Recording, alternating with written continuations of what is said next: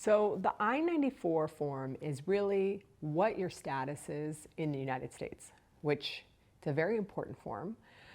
For one, it confirms that you are under a valid status. So are you able to work?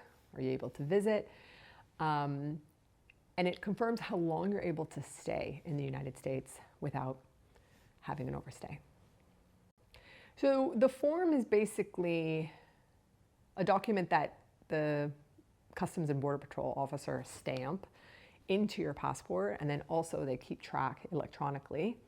But it's needed to show everyone, to show officers, even people when you're inside the United States, what kind of status you're under. And so this is important because let's say you want to start work. Your employer in the United States needs to understand that you were not entered under the visa waiver program or ESTA. You came in under a work permit and you were stamped in under a work permit. So you're able to then start work. If you want to start work and you need your social security number, they need to know that you were entered in under a work permit and not ESTA. Similar with getting a driver's license. So it's really important. And it's also important to make sure that you're checking the timeline of the I-94. That's a big requirement.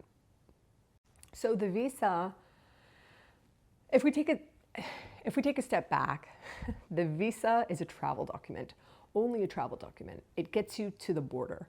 So for example, an E2 visa for a German is valid for 5 years, right? You can travel in and out for 5 years with that 5-year validity. However, your status in the US, so your I-94 record, is going to say you only are able to be in the United States for 2 years. And so this is why you don't want to mess up your visa date of 5 years to say, I don't have to ever leave the country, because then you're going to have a very long overstay, and that's going to be a major issue on when you reapply. So the mistakes I see in practice for the I-94 is that people do overstays because they don't check their I-94. And if you do have an overstay, you're going to have a very tough time getting back into the United States.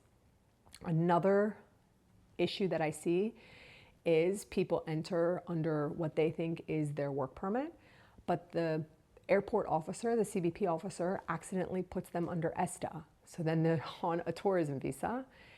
And then when they try to go to work that day and their HR asks for their I-94, they're a tourist. So they have to go back to the airport, re-get their stamp. That's one thing. So this is why it's always good 24 hours after you arrive, check your I-94.